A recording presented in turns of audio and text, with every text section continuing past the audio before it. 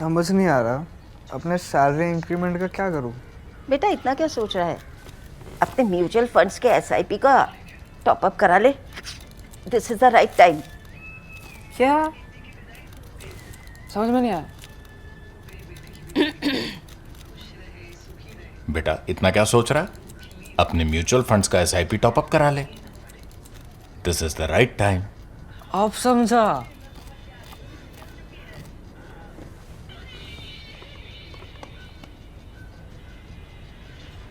Mutual fund investments are subject to market risks.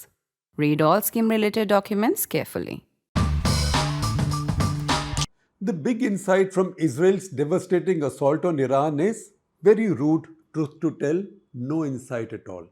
As the Islamic country with the second largest population in the Middle East after Egypt and second largest army, 5.87 lakhs, with 2 lakh reservists and thousands of ballistic missiles, is being laid to waste.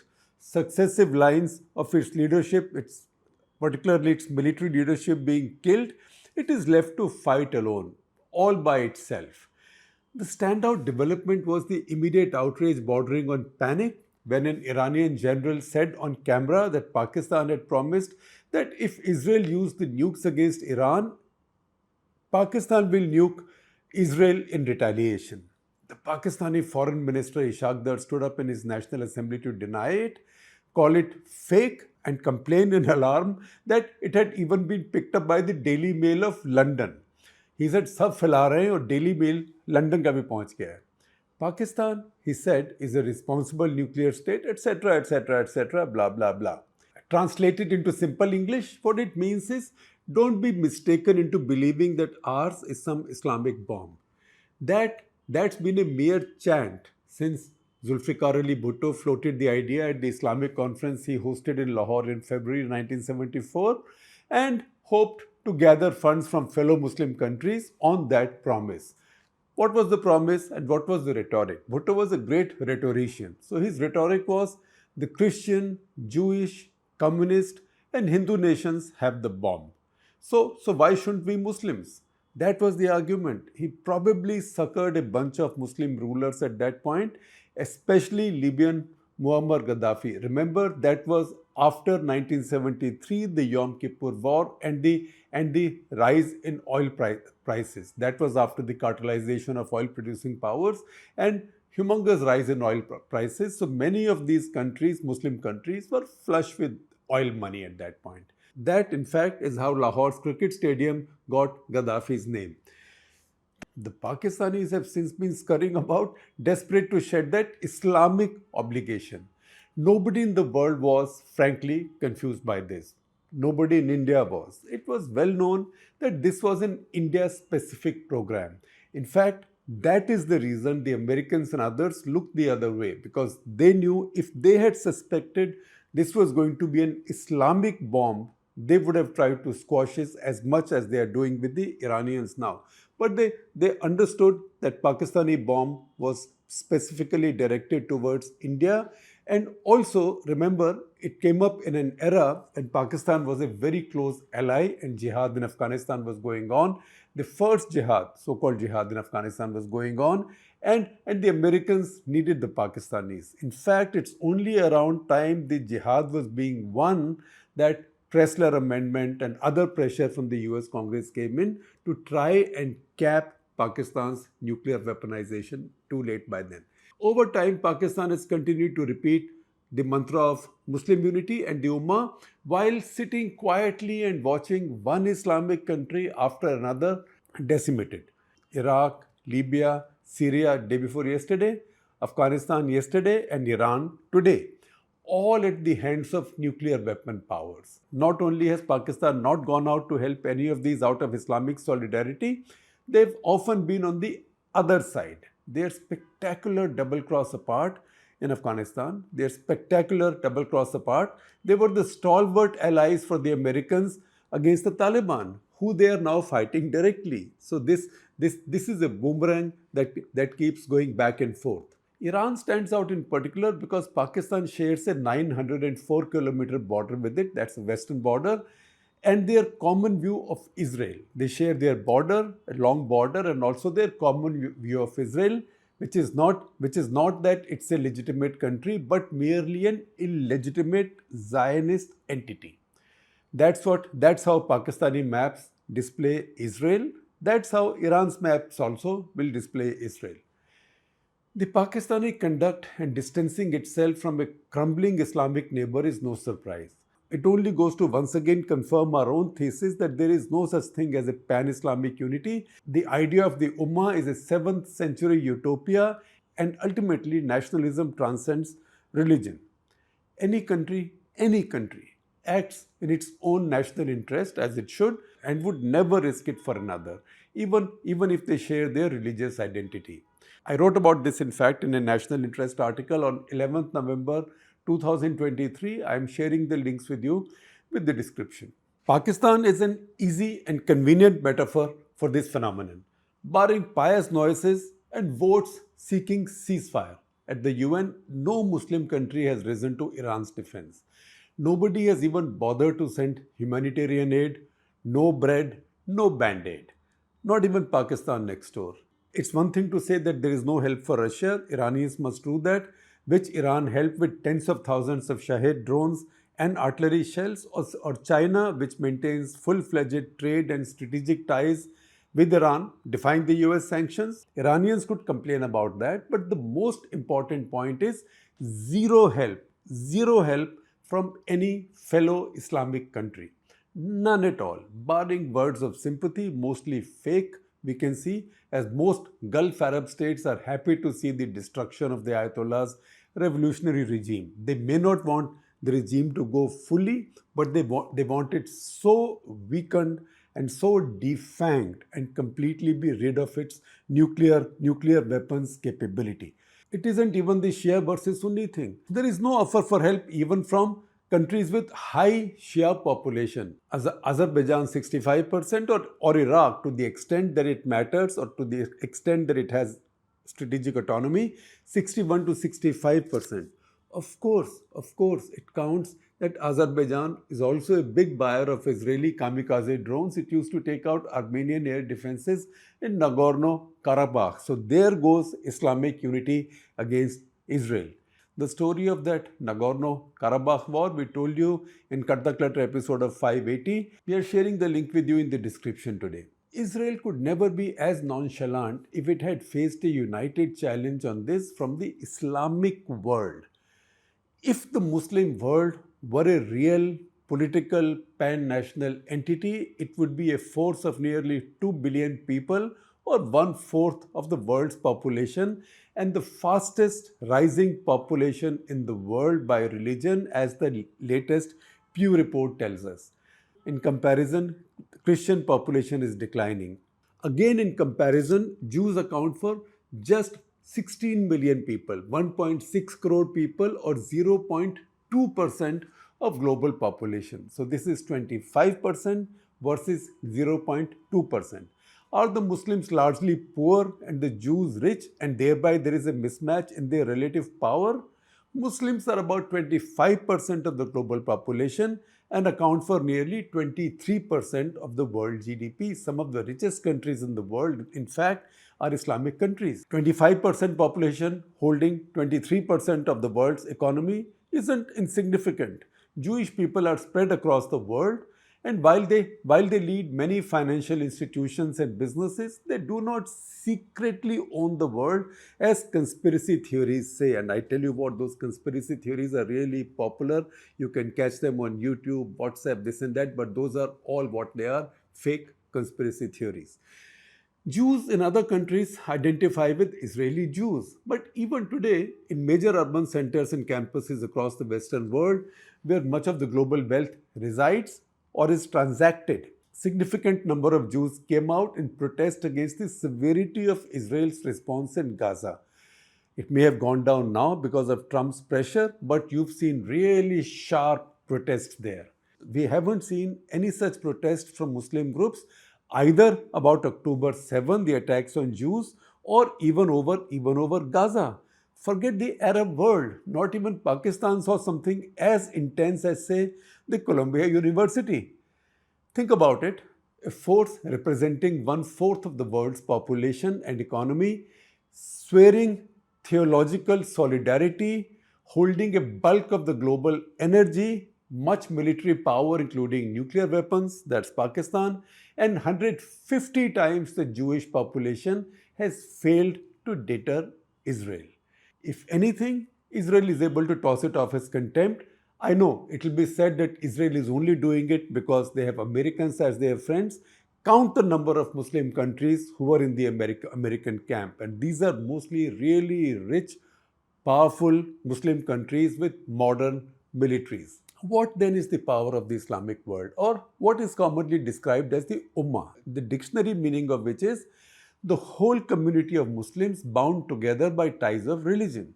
Translated, it means that all the Muslims of the world are united in a pan-national entity by their faith, which raises further questions. Is there such a thing as the Islamic world? Does a faith, any faith, transcend national boundaries or national sentiment? By reigniting the Middle East just when we had begun to believe it had gone into deep sleep and peace and reconciliation had broken out after the Abraham Accords, Hamas also underlined the many contradictions within and questions about the Islamic world. It led to destruction of the Assad regime in Syria. Besides, of course, stalling the Abraham Accords, it led to the destruction of the Assad regime in Syria, vaporizing of Hezbollah, and now the relentless pummeling of Iran. Islam is unique in that no other major faith sees itself as a pan-national entity in the loyalty, motivation, and commitment of its adherents.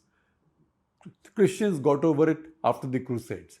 There is no Christian equivalent or dream of an Ummah equivalent today. The third most numerous faith, the Hindus, might have arguments among themselves, in fact, strong arguments among themselves, but only over whether their country, India, is a Hindu Rashtra or a Nehruvian secular republic. That's India's politics for you. That's the polarization in Indian politics. The Jews have only one tiny country of their own, namely Israel, which also has a sizable Arab population. The deepest contradiction within political Islam, I'm underlining that political Islam, as distinct from the faith and its practice and customs, that's apart. So the deepest contradiction in political Islam comes from the belief that religious loyalty should take precedence over nationalism, over national loyalties. The result is the Ummah fantasy. Israel is again laying it bare in Iran. The world's Muslims have set up multiple identity-based pan-national organizations. The most prominent is the OIC, or Organization of Islamic Cooperation, with its 57 members and 5 observer states. These, as we said earlier, represent 25% of the global population and 23% of the GDP.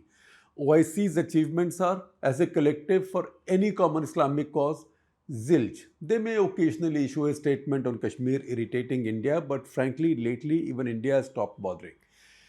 There's been the Arab League and some other regional organizations in Africa and Asia, but none counts on a pan-Islamic issue. An Erdogan now, a Mahathir then, and until now the Ayatollahs were taken more seriously than the OIC.